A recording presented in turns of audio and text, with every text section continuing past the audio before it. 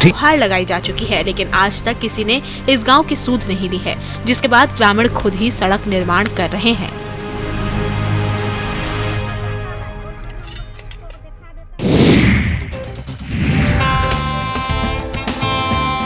रामगढ़ में नवनिर्मित बरकाकाना रांची रेलखंड पर हेहल में ऊंची पहाड़ों पर काटकर बनाया गया रेलवे स्टेशन यात्रा के लिए पूरी तरह तैयार है।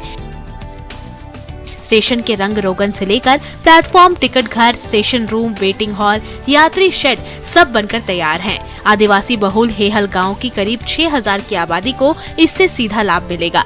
किसान अपने सब्जी के उत्पाद को रांची के बाजारों में बेचकर अच्छी आमदनी कमा सकेंगे। इलाके के बच्चे पढ़ाई के लिए और बीमारी के हालात में इलाज के लिए ग्रामीण सीधे रांची कम पैसे और समय में पहुंच सकेंगे। आजादी के बाद रेल यात्रा को लेकर ग्रामीण काफी उत्साहित हैं। ग्रामीणों ने कहा कि उनके गांव स्टेशन और रेल आने का सपना पूरा होने जा रहा है। इस रेलखंड पर CRS द्वारा निरीक्षण और स्पीड ट्रायल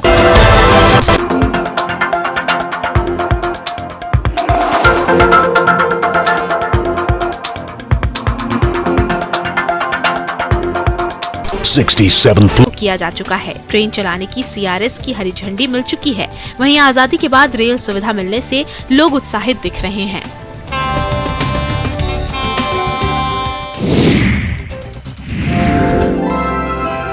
एक तरफ जहां आज धर्म और जात के नाम पर समाज को बांटा जा रहा है, तो वहीं दूसरी तरफ देवघर वाले रजत मुखर्जी क्रिसमस पर भाईचारे और शांति का संदेश डाक टिकट के माध्यम से दे रहे हैं।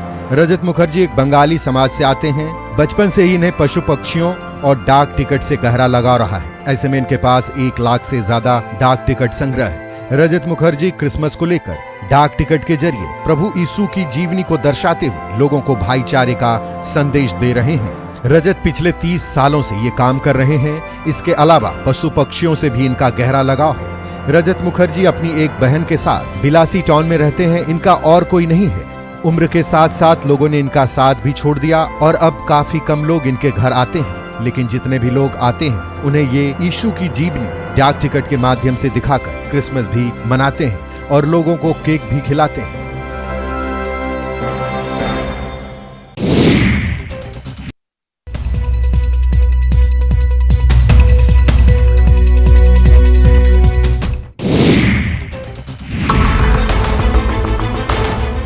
बिहार में लागू शराबबंदी के बीच एक तरफ जहां कारोबारियों के द्वारा लगातार अवैध तरीके से शराब का निर्माण किया जा रहा है, तो वहीं प्रशासन के सख्त निर्देश के बाद उत्पाद विभाग ने भी अब शराब कारोबारियों पर अंकुश लगाने के लिए पूरी तरह कमर कस ली है। अब शराब कारोबारी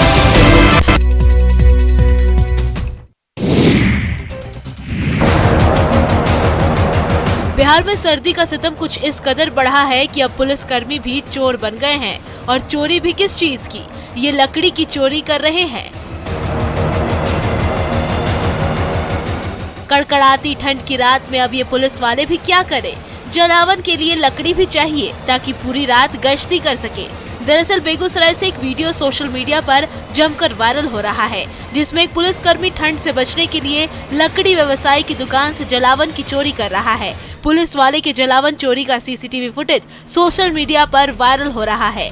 वायरल वीडियो में साफ दिख रहा है कि पुलिस की गाड़ी एक लकड़ी की दुकान के पास आकर रुकती है और उसमें से एक पुलिस का जवान निकलकर चुपके से दुकान से लकड़ी चुरा लेता है और गाड़ी में रखकर फिर वहां से फरार हो जाता है। इस वीडियो के वायरल होने के बाद कपकपाती सर्दी और इससे बचने के लिए सरकारी इंतजाम पर सवाल उठने लगे हैं।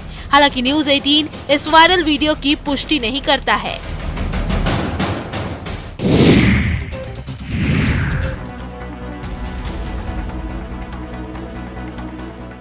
बगहा के मच्छरगांवा में उत्पाद विभाग के अधिकारी बनकर गए बगहा थाना के पुलिस जवानों को लोगों ने पकड़कर खूब पीटा।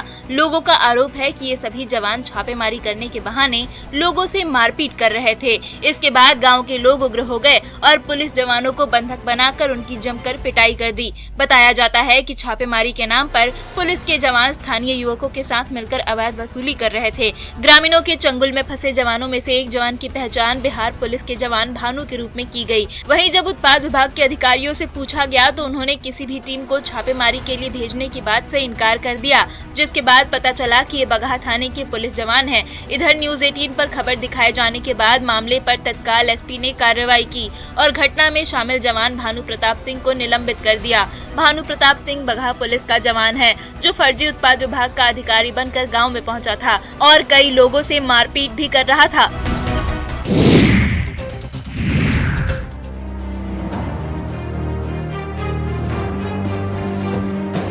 2 जनवरी को देवघर के पंजाब नेशनल बैंक के सिक्योरिटी गार्ड और नगर थाना प्रभारी रतन कुमार सिंह के बीच झड़प का मामला डीसी के बाद अब डीआईजी तक पहुंच गया है। दरअसल थाना प्रभारी ने मारपीट के बाद गार्ड को जेल भेज दिया था, जिसके बाद मामले ने तूल पकड़ लिया। डीआईजी ने कल देर रात देवघर पहुंचकर मामले की पड़ताल की और नगर थाना प्रभारी रतन कुमार सिंह को सस्पेंड कर दिया। दरअसल 2 जनवरी को नगर थाना प्रभारी रतन कुमार सिंह की दबंगई सामने आई थी।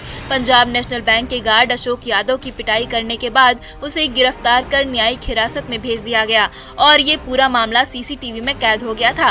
तस्वीरों में देखा जा सकता है कि कैसे थाना प्रभारी पहले गार्ड का कॉलर पकड़ता है और उसके बाद गार्ड की पिटाई करने लगता है। आसपास कई लोग जमा हो जाते हैं, कुछ लोग बीच बचाव करने की कोशिश करने लगते हैं, लेकिन थाना प्रभारी उसे पीटता ही रहता है। इस घटना के बाद बैंकर्स एसोसिएशन ने विरोध भी जताया था।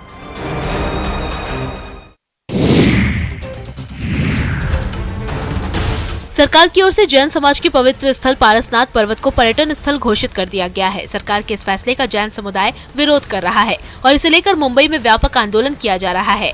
इस प्रदर्शन में 1 लाख से अधिक लोग शामिल हुए। आजाद मैदान में जुटकर जैन समाज के लोग केंद्र और राज्य सरकार के फैसले का विरोध करते नजर आए।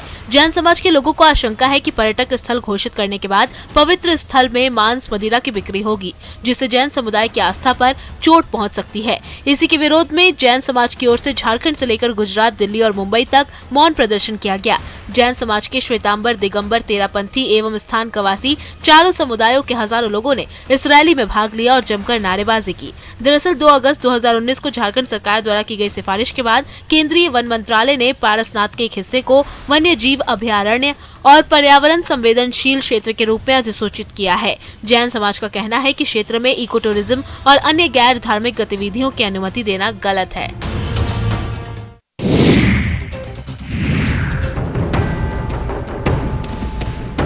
किसी के हाथ में तमंचा है तो कोई तमंचा लहरा रहा है, कोई शर्टलेस होकर पिस्तौल दिखा रहा है तो कोई अपनी कनपट्टी पर पिस्तौल फंसाकर पोज दे रहा है। इन सभी युवकों की फोटोबाजी में एक बात कॉमन है, सभी युवकों ने हथियारों का बखूबी प्रदर्शन किया है। इन सभी का हथियारों के साथ फोटो सोशल मीडिया पर जमकर वायरल हो रहा है। ये सभी युवक जमुई के बताए जा रहे हैं। इन युवकों ने फोटो के साथ कैप्शन भी डाले हुए हैं और खुद को 30 मार खान भी समझ रहे हैं। इनकी ये फोटो सोशल मीडिया पर जमकर वायरल हो रही है। वहीं सोशल मीडिया पर हथियार के साथ युवकों के फोटो वायरल होने के बाद अब पुलिस कार्रवाई में जुट गई है। जमुई एसडीपीओ ने कहा कि किसी हथियार के साथ फोटो वीडियो डालने पर पुलिस प्राथमिकी दर्ज कर कार्रवाई करेगी। दरअसल चंद्रदीप थाना इलाके के इस्लाम नगर गाँव के 5 लड़कों का हथियार के साथ फोटो सोशल मीडिया पर वायरल हो रहा है, जिसके बाद पुलिस के कान खड़े हो गए हैं।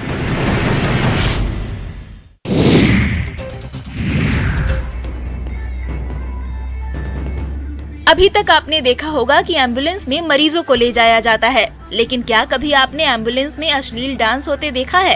ये देखिए, ये कारनामा भी आखिर सिवान में हो ही गया। तस्वीरों में देखा जा सकता है कि 3-4 लोग एम्बुलेंस में बैठे हुए हैं। इस दौरान 2 नचनियां अश्लील गानों पर ठुमके लगा रही हैं, लटके झटके दिखा रही हैं। एक के बाद एक दोनों नचनियां अपनी कमर मटकाकर एम्बुलेंस में बैठे लोगों का मनोरंजन कर रही हैं।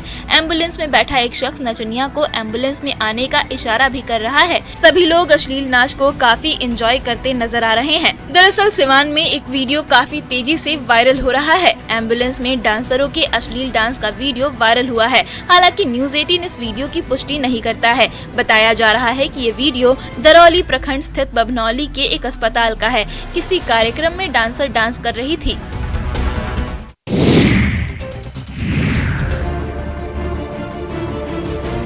मध्य प्रदेश के रतलाम में बिजली कनेक्शन काटने को लेकर एक उपभोक्ता ने लाइनमैन पर तलवार से हमला करने की कोशिश की। इस पूरी घटना का वीडियो भी सामने आया है। दरअसल बिजली बिल का भुगतान न करने पर एक लाइनमैन ने उपभोक्ता का कनेक्शन काट दिया। उपभोक्ता कनेक्शन कटने से आक्रोशित होकर लाइनमैन पर हमला करने के लिए घर से तलवार लेकर निकलता है और लाइनमैन की तरफ दौड़ लगा देता है। गनीमत रही कि वहां आसपास मौजूद लोगों ने उपभोक्ता को पकड़कर लाइनमैन की जान बचाई। मामला खरवा कला विद्युत वितरण केंद्र के कसारी गांव का है। बिजली कर्मी ब्रिजेश लोधी गांव में बिजली बिल जमा न करने वाले उपभोक्ताओं पर कार्रवाई करने पहुंचे थे। इन्हीं उपभोक्ताओं में कमल पिता गणपत लाल डांगी भी शामिल था। ब्रिजेश ने बिजली बिल जमा न करने पर कमल के घर का बिजली कनेक्शन काट दिया। कमल को जब इस बात का पता चला तो बहुत गुस्से में आ गया और उसने ब्रिजेश पर पत्थर से भी हमला करने की कोशिश की। इसके बाद फिर लोगों ने कमल को पकड़कर ब्रिजेश की जान बचाई।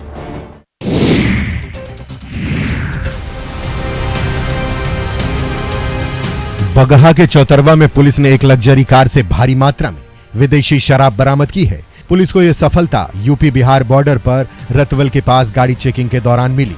बिहार नंबर की एक गाड़ी उत्तर प्रदेश की ओर से आ रही थी।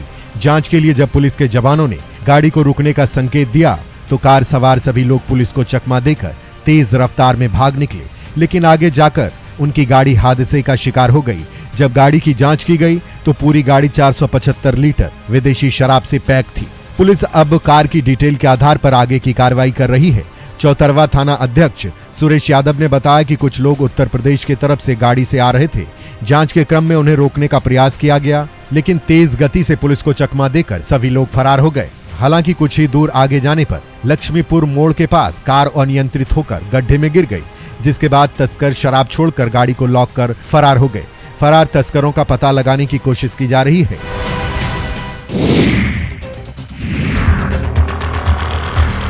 सारण शराब कांड के बाद पुलिस उत्पाद विभाग लगातार अवैध शराब निर्माण और तस्करों पर लगातार कार्रवाई कर रहा है। इसी कड़ी में मुंगेर के एलटीएफ की टीम श्यामपुर थाना क्षेत्र के काली पहाड़ी के जंगली इलाकों में छापेमारी की और 5 भट्ठी को नष्ट किया। साथ ही 15 लीटर देसी महुआ शराब भी बरामद किया, जिसे टीम ने मौके पर ही नष्ट कर दिया। पुलिस ने यहां पर 3000 किलो महुआ जावा को भी नष्ट किया। बताया जा रहा है कि पुलिस को गुप्त सूचना मिली थी कि काली घाटी के जंगली इलाकों में कुछ लोगों के द्वारा अवैध शराब का निर्माण किया जा रहा है। इसी सूचना के आधार पर यहां कार्रवाई की गई। हालांकि पुलिस टीम को आता देखकर शराब कारोबारी मौके से फरार हो गए। फरार आरोपियों के खिलाफ मामला दर्ज कर तलाशी अभियान चलाया जा रहा है। वहीं अधिकारियों का कहना है कि लगातार शराब निर्माण पर कार्रवाई की जा रही है, जो आगे भी जारी रहेगा।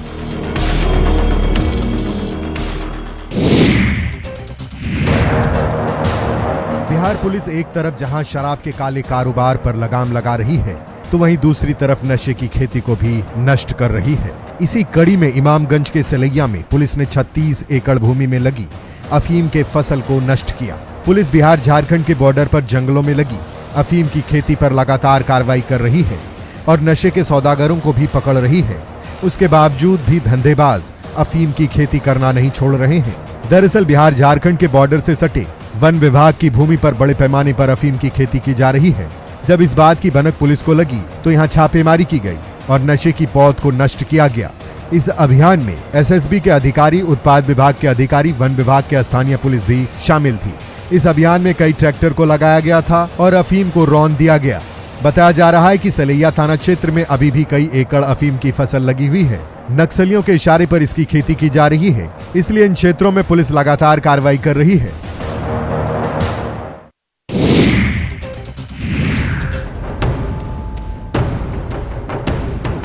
आरा में चुनावी रंजिश में एक युवक की हत्या के बाद कोहराम मचा हुआ है। पीड़ित परिवार ने 24 घंटे के भीतर आरोपियों के खिलाफ कार्रवाई और इंसाफ की मांग की है और मांग को लेकर शव के साथ सड़क जाम कर जमकर हंगामा किया। घटना नगर निगम के वार्ड संख्या 10 की है, जहां 30 दिसंबर को वार्ड पार्षद का रिजल्ट में राधना देवी की जीत हुई थी, जबकि पार्वती देवी की हार के बाद उनका खेमा झुंझलाहट में था। और इसी विवाद में पार्वती देवी के बेटे, उसके पति और कई गुर्गों ने रविवार देर रात राधना देवी के समर्थक और पड़ोसी नितेश के साथ 5 लोगों की पिटाई कर दी थी। इस मारपीट में नितेश को गंभीर चोट आई, जिसका इलाज आरा सदर अस्पताल में कराने के बाद डॉक्टरों ने उसे पटना रेफर कर दिया। पटना में ही इलाज के दौरान मंगलवार की सुबह नितेश की मौत हो गई, जिसके बाद परिजनों और लोगों का गुस्सा भड़क उठा। मृतक आरा स्थित अपने ननिहाल में रहता था, जिसके मौत के बाद से ही परिजनों में गम का माहौल है।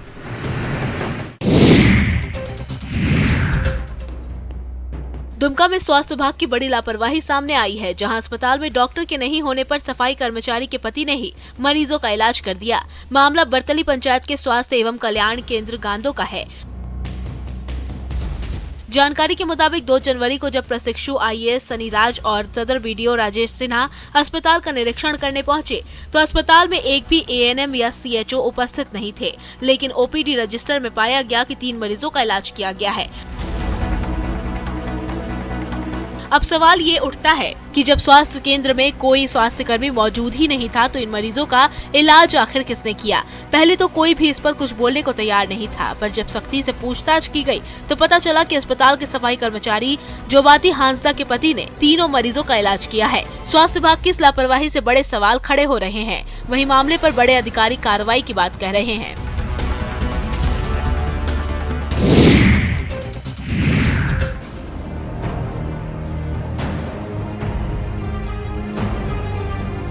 जल ही जीवन है, लेकिन पटना की मसौढ़ी अनुमंडल पुलिस और फायर ब्रिगेड की पुलिस को पानी भी नसीब नहीं हो रहा है। हम बात कर रहे हैं मसौढ़ी CRP कैंप में रह रहे पुलिस कर्मियों की, जिन्हें इन दिनों जल संकट से जूझना पड़ रहा है। इस कैंपस में 3 चापाकल हैं, लेकिन मात्र दिखावे के लिए ये तीनों चापाकल पिछले 10 दिनों से खराब पड़े हैं। चापाकल से पानी नहीं निकलने की वजह से यहाँ के लोगों की सुरक्षा करने वाले पुलिस कर्मियों को खुद परेशानियों का सामना करना पड़ रहा है। यहाँ जिला पुलिस बल की टीम और फायर ब्रिगेड के कर्मी रहते हैं और पानी नहीं मिलने की वजह से इनका रहना, खाना, पीना सब दुश्वार हो चुका है। कई बार इसकी कंप्लेन भी की जा चुकी है, लेकिन अभी तक सुनवाई नहीं हुई। इधर मामले पर नगर परिषद के कार्यपालक पदाधिकारी जगन्नाथ यादव का कहना है कि मामला संज्ञान में है, जल्द ही चापाकल को ठीक करा लिया जाएगा।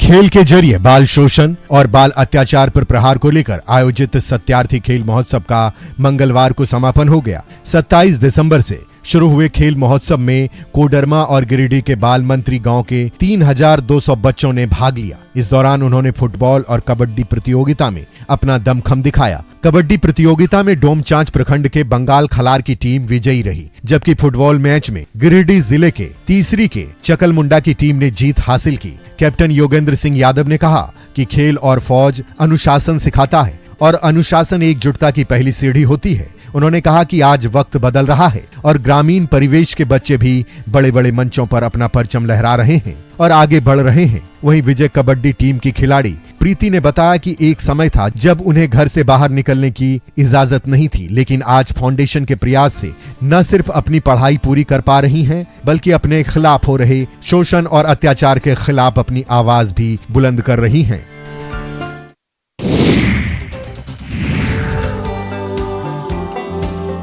खान पान के मामले में समृद्ध बिहार में यूं तो कई मशहूर व्यंजनों के नाम आते हैं, लेकिन ठंड के समय यहाँ सबसे ज्यादा पिट्ठा को पसंद किया जाता है।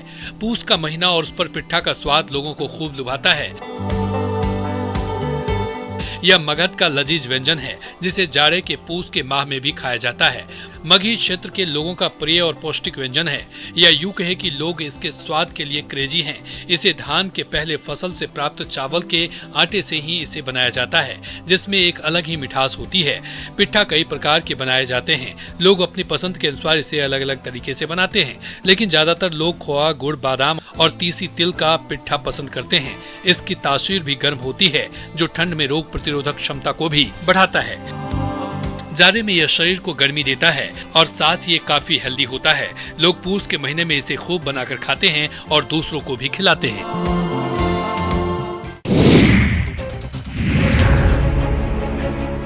रोहतास के डेहरी अनुमंडल क्षेत्र में हदहदवा पुल के पास लोगों ने आगजनी कर सड़क जाम कर दिया और हंगामा करने लगे। दरअसल भेड़िया गांव में 7 साल का हरिओम कुमार नहर के गहरे पानी में डूब गया। घटना के 24 घंटे बीत जाने के बाद भी अभी तक बच्चे को बरामद नहीं किया गया है, जिससे आक्रोशित होकर लोगों ने केनाल रोड को जाम कर दिया। साथ ही सड़क पर आगजनी भी करने लगे। लोगों का कहना है कि प्रशासन से कल से ही मांग की जा रही थी कि नहर के पानी को फिलहाल बंद करके बच्चे को खोजा जाए, लेकिन अभी तक बच्चे को बरामद नहीं किया गया है। स्थानीय स्तर पर लोगों ने कल से ही पूरी सक्रियता के साथ बच्चे को खोजा, लेकिन प्रशासनिक स्तर पर गोताखोरों की व्यवस्था नहीं की गई है। साथ ही नहर के पानी को भी रोका नहीं जा रहा है, जिसके कारण बच्चे का कुछ पता नहीं चल पाया है। अंत में आक्रोशित लोगों ने प्रशासन के खिलाफ नारेबाजी करते हुए डेहरी के हदहदवा पुल के पास केनाल रोड को जाम कर दिया और प्रशासन के खिलाफ नारेबाजी करने लगे।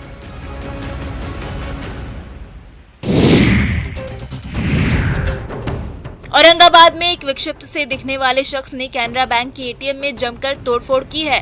मामला नगर थाना क्षेत्र के एमजी रोड स्थित एटीएम का बताया जा रहा है। शख्स की सारी करतूत सीसीटीवी में कैद हो गई है।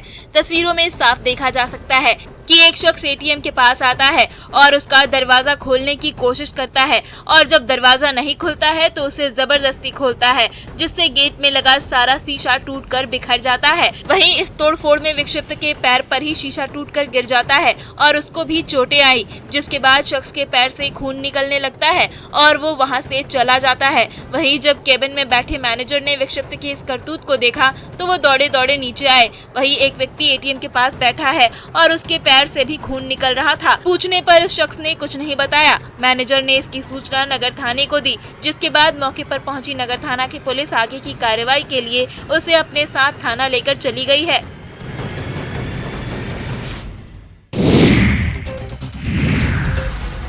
छपरा में युवाओं पर पिस्तौल से केक काटने का ऐसा जुनून सवार है कि युवा पुलिस की भी परवाह नहीं कर रहे हैं। इन्हें ऐसा लगने लगा है कि केक चाकू से पिस्तौल से ही काटा जाता है। ऐसा ही एक वीडियो फिर से सोशल मीडिया पर तेजी से वायरल हो रहा है, जिसमें कुछ लड़के पिस्तौल से केक काटते नजर आ रहे हैं। ये वीडियो भगवानपुर बाजार थाना के बनवारी सास सरोवर के पास का है। ये देखिए, कुछ लड़के नए साल का जश्न मना रहे हैं। स्कॉर्पियो गाड़ी पर एक नहीं, दो नहीं, 5 केक रखे हुए हैं। ब्लैक शर्ट पहने लड़का केक काटना चाह रहा है। फिर एंट्री होती है देसी कट्टे की। ये देखिए, युवक तमंचा निकालता है और कैमरे के आगे अपना शो ऑफ भी करता है। फिर एक एक करके 5 केक को पिस्तौल से काटता है। जैसे ही केक काटा जाता है, सारे लड़के शोर मचाने लगते हैं। इस दौरान बाकायदा वीडियो भी बनाया जाता है और अब युवाओं का यह वीडियो सोशल मीडिया पर जमकर वायरल हो रहा है। हालांकि न्यूज़ 18 इस वायरल वीडियो की पुष्टि नहीं करता, लेकिन वीडियो वायरल होने के बाद पुलिस इन युवकों की तलाश में जुट गई है।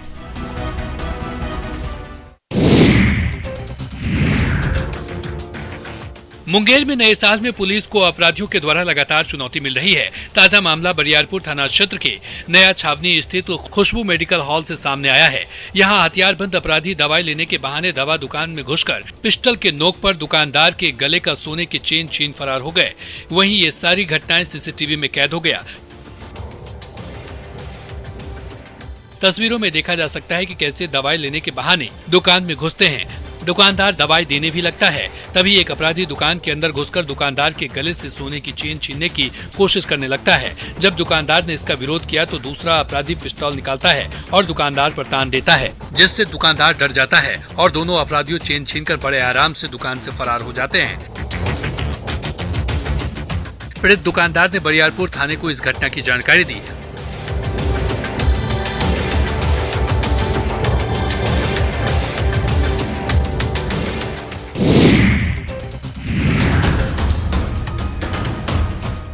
मुंगेर के तारापुर थाना क्षेत्र के बेहमा गांव में कुछ ग्रामीणों ने एक युवक पर चोरी का आरोप लगाकर उसकी बेरहमी से पिटाई कर दी। इस मारपीट में युवक गंभीर रूप से घायल हो गया है। ग्रामीणों की सूचना पर मौके पर पहुंची तारापुर पुलिस ने घायल युवक को अस्पताल पहुंचाया, जहां युवक का प्राथमिक उपचार कराया गया। मारपीट की ये सारी घटना सीसीटीवी कैमरे में कैद हो गई है।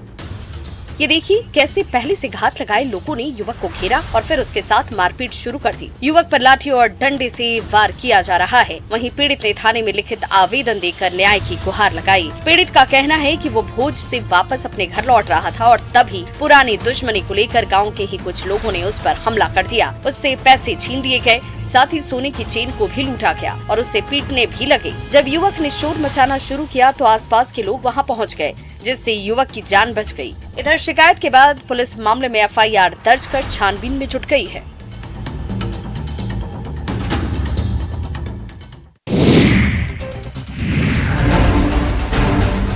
रामगढ़ के नारायणपुर में मामूली विवाद में 2 गुटों में मारपीट का मामला सामने आया है।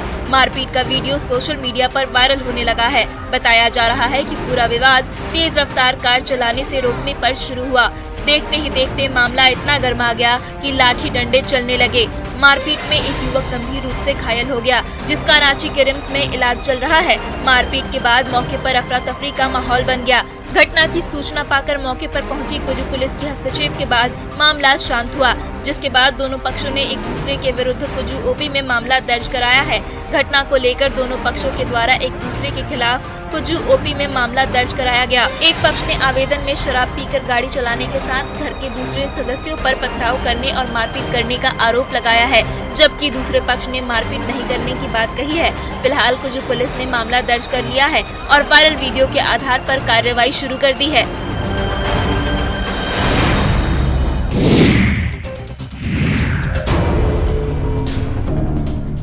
मुंगेर में नए साल की पार्टी में शामिल नहीं किए जाने पर गोल्डी मिर्जा ने सौरभ कुमार को गोली मार दी। मामला मुफस्सिल थाना क्षेत्र के सुतुरखाना सलेमपुर का है, जहां 18 वर्षीय सौरभ कुमार को गांव के ही गोल्डी मिर्जा नाम के युवक ने रविवार की देर रात गोली मार दी। जानकारी के अनुसार सौरभ अपने दोस्त अंकित, मिथिलेश और अन्य दोस्तों के साथ बगीचे में चिकन पुलाव की पार्टी कर रहा था। रात के करीब 11:30 बजे गोल्डी मिर्जा वहां अपने दोस्तों के साथ पहुंचा और पार्टी में शामिल करने की जिद करने लगा, लेकिन सौरभ ने उसे मना कर दिया, जो गोल्डी को नागवार गुजरा और गोल्डी और सौरभ के बीच मारपीट हो गई। रात 12 बजे सौरभ और सभी दोस्त खाना खाकर वापस घर चले गए। इसके बाद गोल्डी उसे घर से बुलाया। घर से कुछ दूर पर गोल्डी ने सौरभ पर गोली चला दी। गोली सौरभ के पेट में लगी, जिसे बेहतर इलाज के लिए पटना रेफर कर दिया गया है। पुलिस ने कार्रवाई करते हुए आरोपी युवक गोल्डी मिर्जा को गिरफ्तार कर लिया है। उसके पास से देसी पिस्टल, 2 कारतूस और 1 खोखा बरामद हुआ है।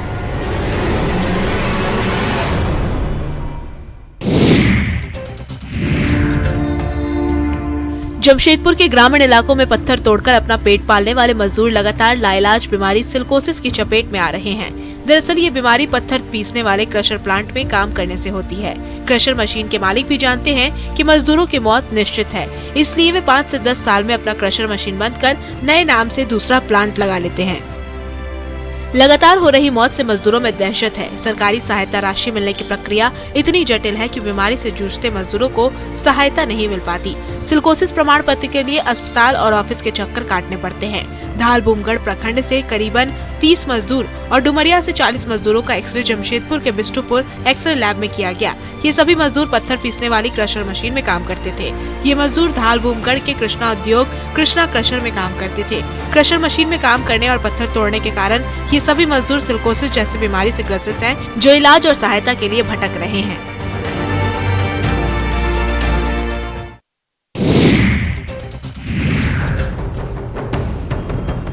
कैमूर के बेतरी बिस्कोमान भवन पर यूरिया के लिए किसानों की लंबी लंबी कतार लगती है, लेकिन किसानों को खाद नहीं मिल रहा है।